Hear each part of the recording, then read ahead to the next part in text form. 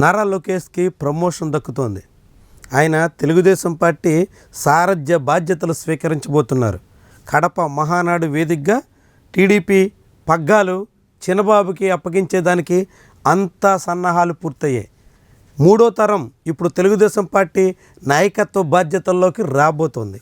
అయితే ఇప్పుడు నారా లోకేష్కి నేరుగా జాతీయ అధ్యక్ష బాధ్యతలు ఇస్తారా, లేకుంటే వర్కింగ్ ప్రెసిడెంట్, ఎగ్జిక్యూటివ్ ప్రెసిడెంట్ ఇట్లా ఏదో ఒక పదవిని సృష్టించి ఆ బాధ్యతలో అప్పగిస్తారా?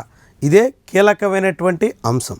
నారా లోకేష్కి టీడీపీ బాధ్యతలు అప్పగించడం ఇప్పటికే డిసైడ్ అయ్యింది.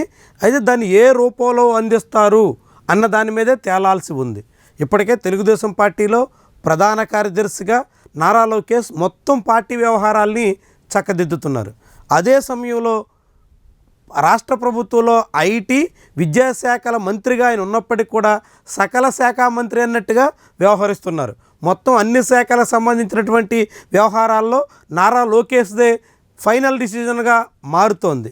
నారా లోకేష్ అభిప్రాయాలకు అనుగుణంగానే మొత్తం మంత్రివర్గంలో అందరూ పనిచేయాల్సినటువంటి పరిస్థితి కనిపిస్తోంది. ఇలాంటి తరుణంలో తెలుగుదేశం పార్టీ పగ్గాలు కూడా లోకేష్కి అప్పగించడానికి సమయం ఆసన్నమైంది అన్నట్టుగా అంతా భావిస్తున్నారు. అందుకు తగ్గట్టుగానే కడప మహానాడులో నారా లోకేష్ని ఏకగ్రీవంగా అధ్యక్షుడిగా ఎన్నుకుంటారా, లేకుంటే ఎగ్జిక్యూటివ్ ప్రెసిడెంట్గా ప్రమోట్ చేస్తారా? ఇది మాత్రం తేలాల్సినటువంటి అంశం. తెలుగుదేశం పార్టీలో నారా లోకేష్ గడిచిన 5 ఏళ్లుగా క్రమంగా ఎదుగుతూ వస్తున్నారు. అనేక బాధ్యతల్లోకి వస్తున్నారు. ప్రస్తుతం ప్రధాన కార్యదర్శిగా అన్ని రకాల వ్యవహారాలను తానే చక్కదిద్దుతున్నారు.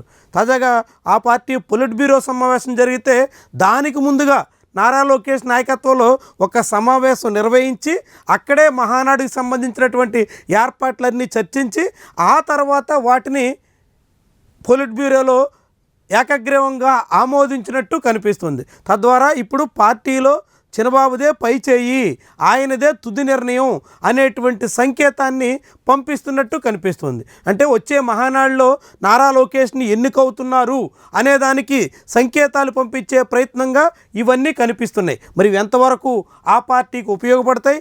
కొత్త నాయకత్వం సారథ్యంలో నారా లోకేష్ నాయకత్వంలో తెలుగుదేశం పార్టీ ఏ రీతిన సాగుతుంది, ఎలాంటి నిర్ణయాలు తీసుకుంటుంది?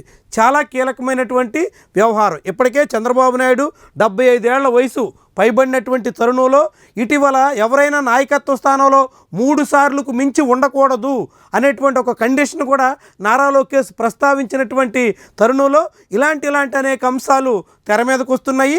చంద్రబాబుతో సహా ఆయన క్వార్టరీలో ముఖ్య భూమిక పోషించినటువంటి యనమల రామకృష్ణుడు, గోరంట్ల బుచ్చియ్య చౌదరి, అశోక్ గజపతిరాజు ఇలా చాలామంది సీనియర్లను కూడా ఈ మహానాడు వేదికగా పక్కన పెట్టేసే అవకాశం ఉంది అనేటువంటి అభిప్రాయం వినిపిస్తుంది. పోలిట్ బ్యూరోలో అలాంటి సీనియర్లు కాకుండా కొత్త వాళ్ళకి ఛాన్స్ ఇచ్చి నారా లోకేష్ అనుచరుల్ని ఆయన క్వార్టరీలో ముఖ్య పాత్ర పోషిస్తున్నటువంటి వాళ్ళందరికీ కూడా ప్రమోషన్ ఇచ్చేదానికి అంతా రంగం సిద్ధమైందన్నట్టుగా భావిస్తున్నారు. ఇదంతా తెలుగుదేశం పార్టీలో కీలకమైనటువంటి మార్పులకి ఆస్కారం ఇచ్చేటువంటి వ్యవహారంగా ఉంటుంది.